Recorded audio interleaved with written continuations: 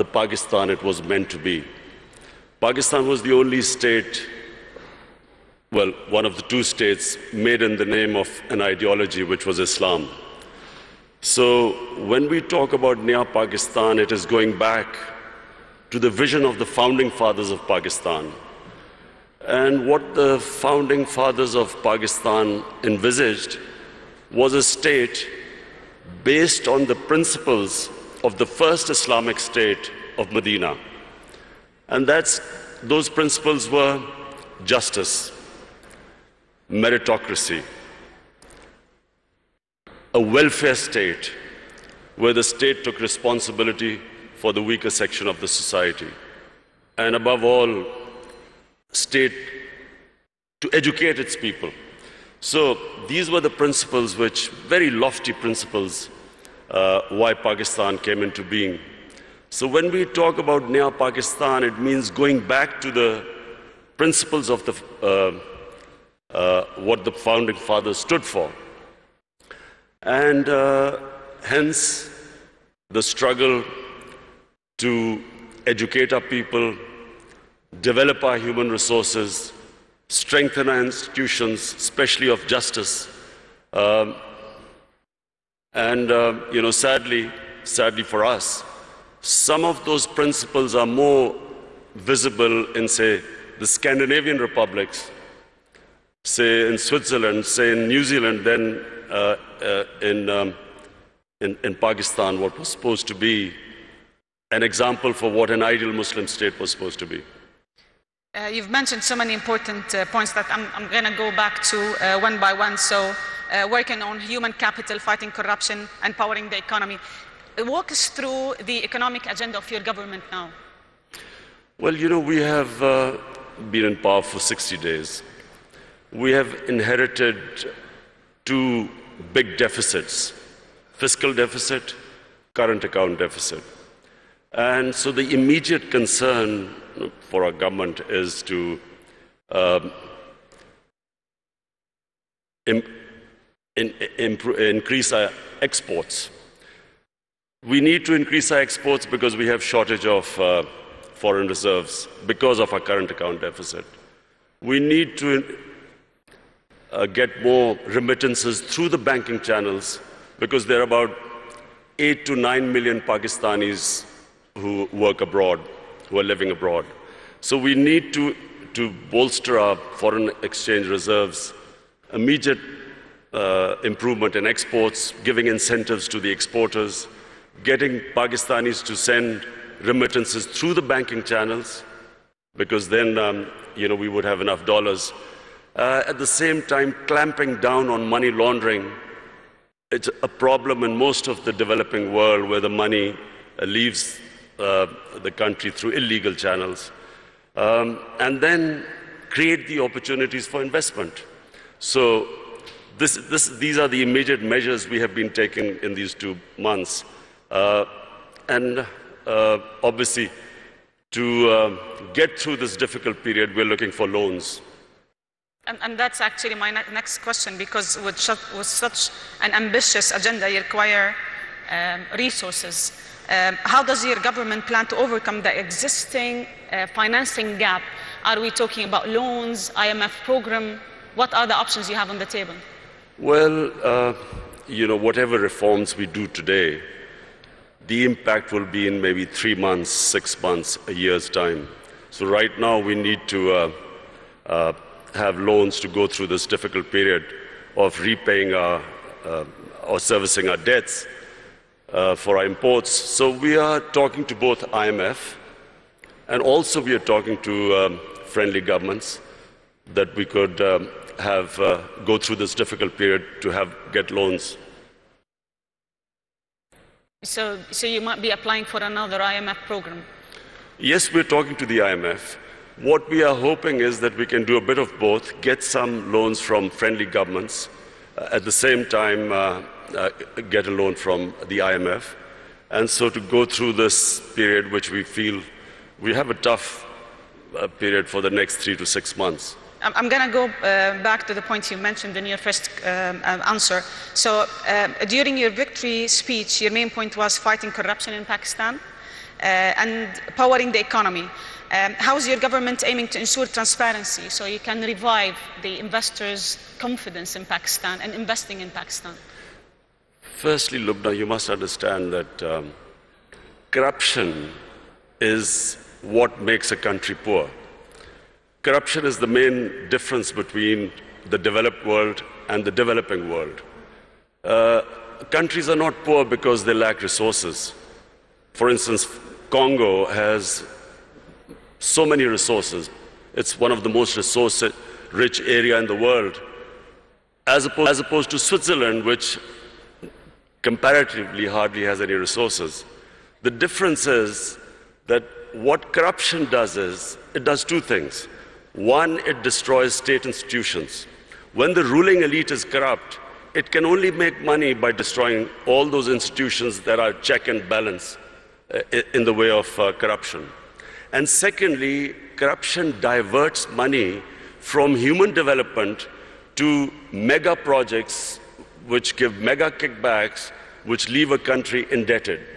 So Switzerland is one of the most prosperous countries in the world because it has very good governance, it has strong state institutions, and it uses the money to develop its human resources. So in Pakistan, the challenge is, how do we strengthen our institutions enough to make it impossible for people to be corrupt, or corruption at a level which is manageable? And secondly, divert the resources to develop our human resources. This is the challenge of Pakistan. So what we've been trying to do since we've been 60 days in power is to strengthen the state institutions, develop meritocracy. The reasons why state institutions get destroyed is because cronies have been put in key positions, who then, once there is no meritocracy in a state institution, and there's no rule of law, the state institutions do not prevent anyone from stealing money from the country. So this has been the main agenda of our party. And then secondly, to prioritize institutions that will help the exporters. So hence, we have made all the laws at the moment to help our exporters. Unemployment also is a main concern for you. You've been very concerned about youth unemployment, training youth to be able to find jobs and creating jobs. Tell us more about the agenda in that particular field. Pakistan has 100 million people below the age of 35. Yes. Now, in one way, that's a huge opportunity. But secondly, it is a big pressure on the government to find employment for this young population. We have embarked on a very ambitious program. Pakistan has 10 million shortage of houses. So we have embarked on this program that in the first 5 years, we will build 5 million houses. And so hence creating all the conditions, removing all the red tape that comes into the housing sector. Also, of course, trying to attract foreign investment for this housing. At the same time, apart from the housing, what we are trying to do is create the enabling environment for investment. One of Pakistan's strengths are the overseas Pakistanis. We have, as I said before, 8 to 9 million Pakistanis working abroad. We have, if we create the enabling environment, we will then be able to attract their investment. If you see the growth of China and India, one of the first people who invested were the overseas Indians and overseas Chinese who came back. So we have this big resource lying outside Pakistan.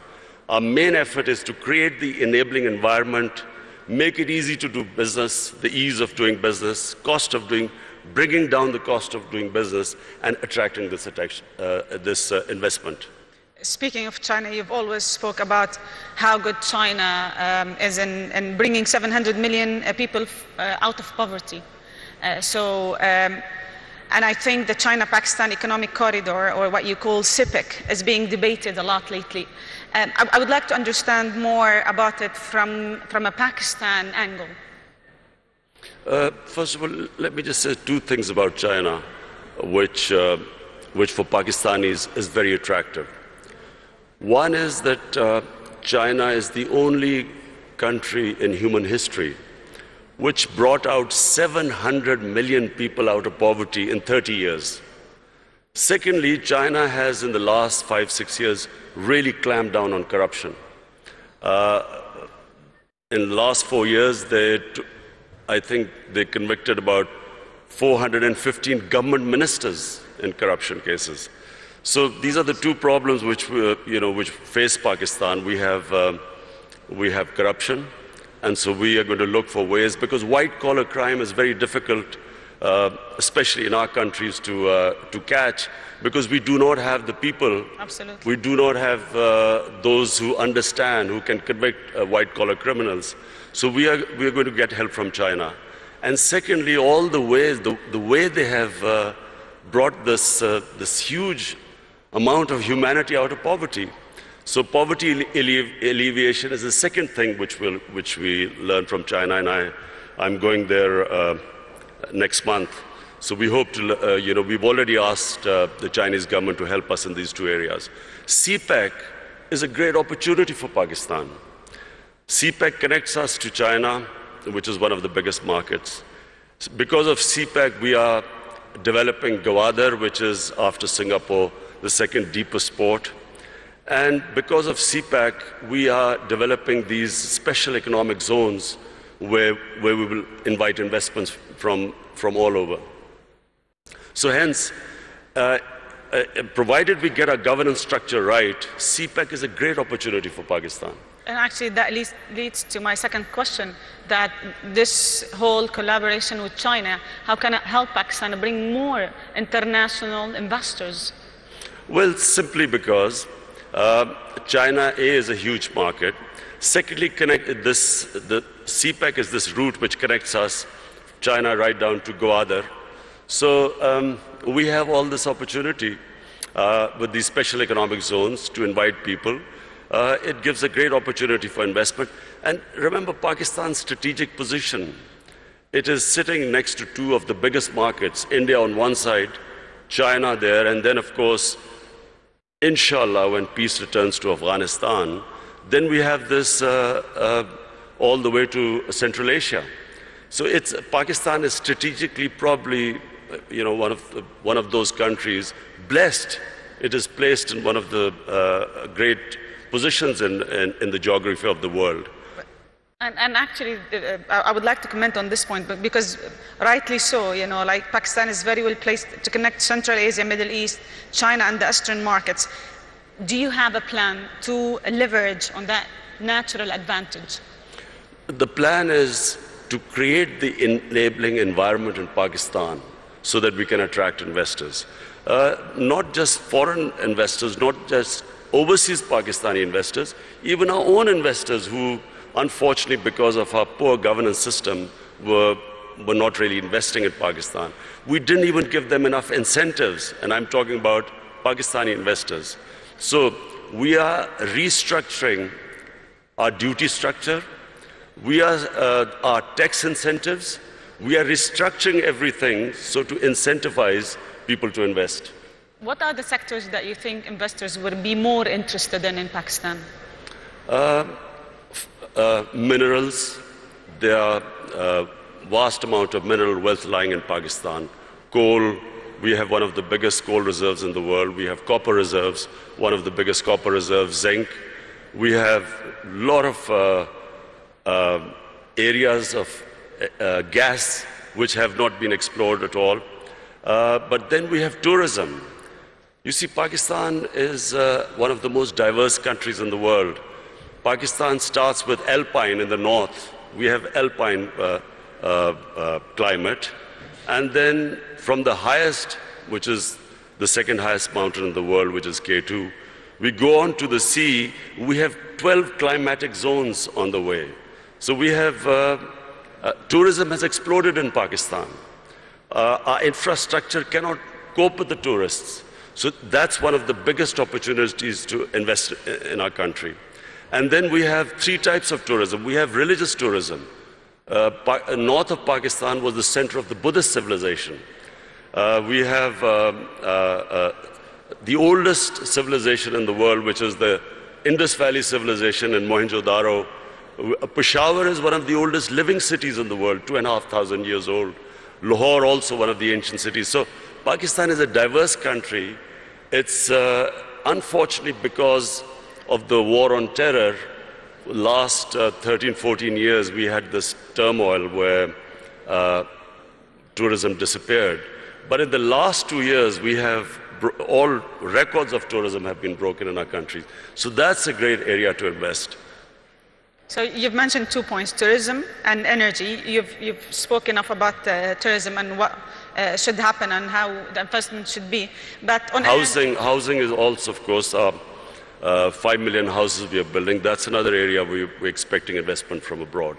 Let me talk about energy, because I think finding a sustainable fuel and gas supply by investing in Pakistan's own production is vital for your economy. What's your plan to reducing energy dependency and really inviting international investors and local investors to invest in that particular field? You see, we have hardly had any investment in our mineral resources. And one of the reasons, as I said again, in the last 15 years, was this war on terror, where we became the center of terrorism, suicide attacks, and so investors would not come to Pakistan. Then we had last 10 years very poor governance, corruption. We did not give enough incentives for investors to come to our country.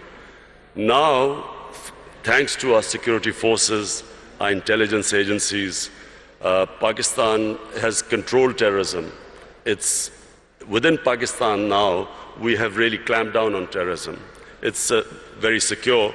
We still have problems, terrorism coming from Afghanistan, but that's why we are hoping that these peace talks, hopefully peace talks between Taliban and the Americans, we hope that once Afghanistan settles, then not only will there be no terrorism within Pakistan, but then we have this access all the way to Central Asia. So we did not have investment coming into gas, into other minerals, because we had turmoil in our country. Now with peace and stability, we have people coming in. We have some of the big giants in the energy sector now showing interest. In fact, in December, I think Exxon is coming in Pakistan. They're coming back to Pakistan. And also we want to give incentives for the people in the investors in the energy sector to come and invest in our country. Your Excellency, from here, from the FII, what message do you want to give the world about Pakistan? The message is that Pakistan is a country with great potential. In the 60s, Pakistan was growing faster than almost any country in Asia, and that's because we had the best governance system. We unfortunately lost our way. In the 80s, we ended up in what was the Afghan Jihad. We then had remnants of the Afghan Jihad throughout the 90s. 9/11, post 9/11, we suffered from terrorism. And then our governance system also, unfortunately, did not enable us to attract investment. Now, Pakistan, in my opinion, is ready. I repeat, the biggest resource in Pakistan are the 100 million Pakistanis below the age of 35. It's a huge potential in the country. We have a diverse, mineral-rich country, one of the most fertile lands in the Indus Valley Basin.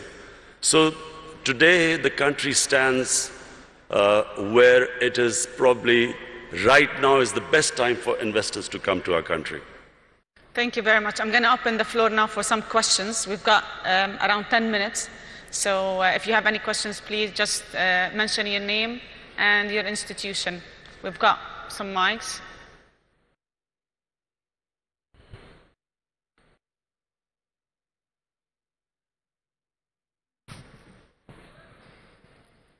I think I was very comprehensive. We've got so many questions Can we just pass the mics, please?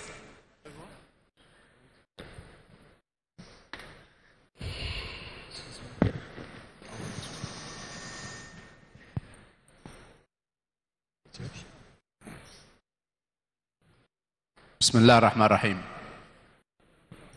Your Excellency, welcome to Saudi Arabia. Okay, welcome.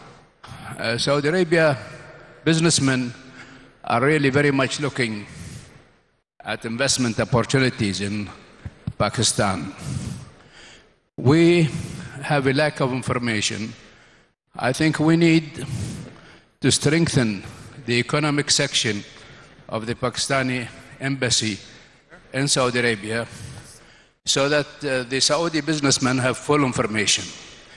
We believe, from our experience, with the expertise of Pakistanis working in Saudi Arabia, who really shared with us our experience of development, they really show a potential to build a great country in Pakistan, like helping us to build a great country in Saudi Arabia.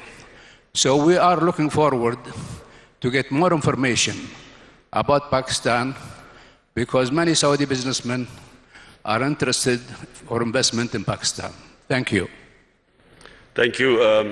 I have spoken to His Highness Prince Salman, and he is already organizing businessmen from Saudi Arabia to come to Pakistan to invest.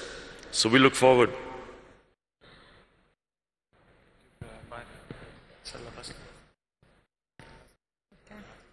I'll take 2 more questions.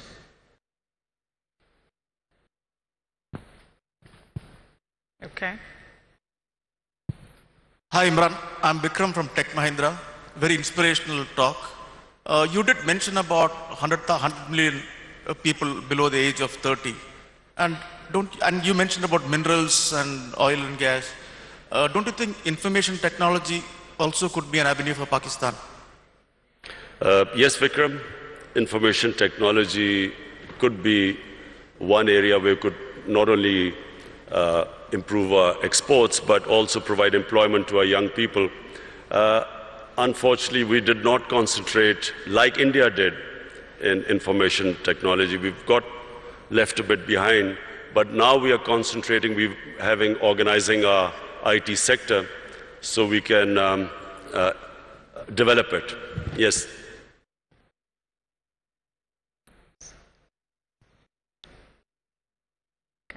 Assalamu alaikum, Khan Saab. My name is Kashif Khan.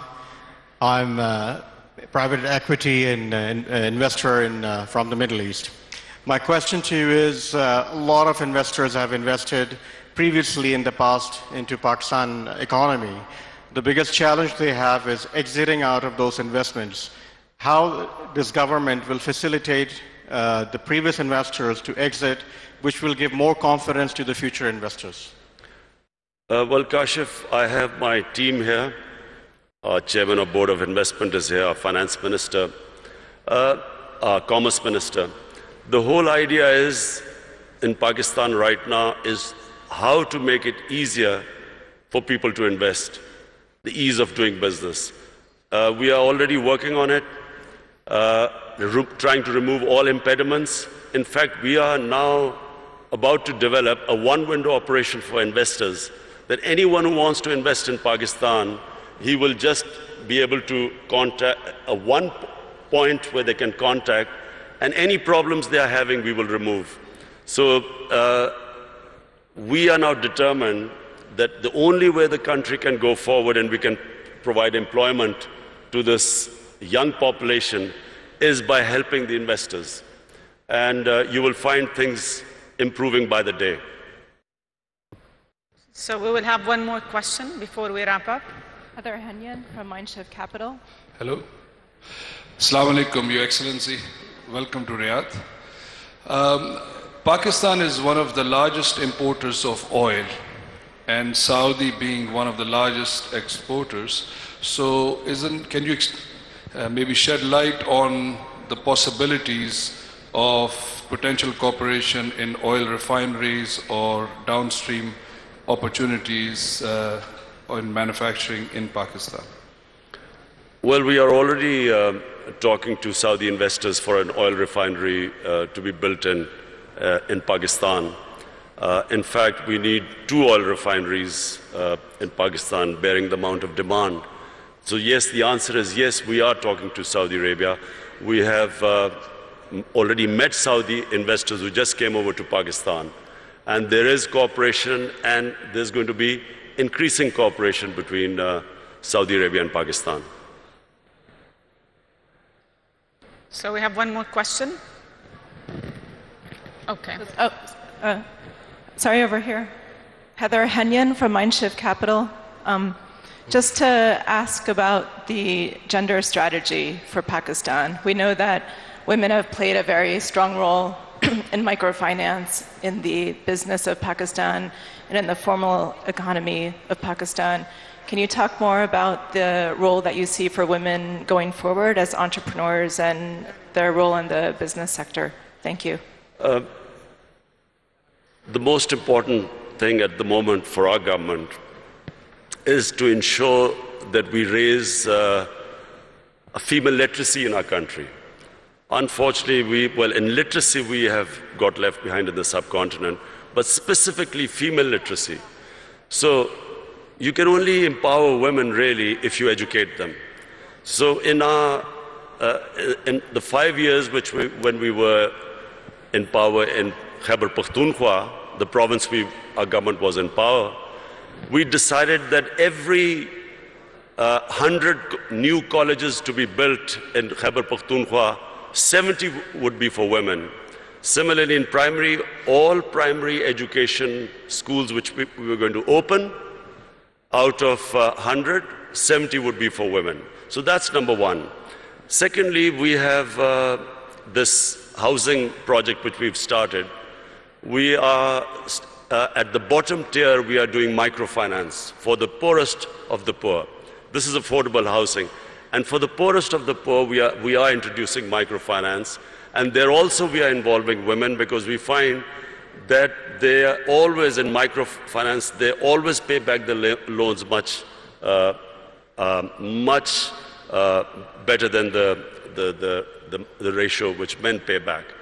But apart from that, we're trying to do something which sadly hasn't happened in Pakistan. Women do not get their inheritance rights, which is mentioned in the Sharia. In Pakistan, in rural areas, women don't get their rights. So also financially empower them by ensuring that they get their inheritance rights. So we've got another question, please. Mr. President, this has been Hindi from Dubai, UAE. You have a great neighbor next to you, which is India, and they have great potentials to be a great partners with you. What is your efforts to let go all the past history and become one big nation, collaborating with each other in different fields and businesses? Thank you. Well, I'll answer my final question. Look, one thing Pakistan needs more than any other country right now is peace and stability. The last decade or more, specifically after 9/11, has been of the greatest turmoil to our country. A war which Pakistan had nothing to do with. Pakistan ended up losing almost 80,000 Pakistanis dead. Our tribal areas devastated by the war. Half of the population in the tribal areas internally displaced. Over $100 billion lost to the economy. And one of the reasons why we are at this stage where I'm talking about the two biggest deficits, fiscal and current account deficit, is because of this instability and the war, where investment just dried up in Pakistan. So what we need is stability. Now, stability means peace with all its neighbors. We have peace with India, we have peace with Iran, peace with China and Iran. Our problems are right now with Afghanistan and with India. Now, when I won the elections and came to power, the first thing I tried to do was to extend a hand of peace to India. Unfortunately, and I think it's because of the Indian election coming up, and because, sadly, anti-Pakistan rhetoric brings in votes, I'm afraid we got no response from India. In fact, got rebuffed by India. Now, what we are hoping is that we'll wait till the elections, then again we will resume our peace talks with India. Peace with India is important not just for Pakistan, but for India as well. All the money that should be diverted to our human resources ends up being diverted to non-productive arms race. And secondly, peace with Afghanistan, peace in Afghanistan. It's critical for Pakistan because at the moment, the low amount of terrorism coming into Pakistan is from Afghanistan. And so it's for us, for Pakistan, it's extremely important that we have peace with both the neighbors. And I can tell you, my government will be trying its best. We are all in Pakistan, there is a consensus amongst all stakeholders that what this country right now needs peace and stability. And only peace and stability will allow us to bring in investment to most of all, to alleviate poverty, give employment to our young population. So we will wrap it here. Thank you very much for joining us, and thank you for sharing with us all this. The Prime Minister of Pakistan, thank you. عالمی سرمایه‌کاری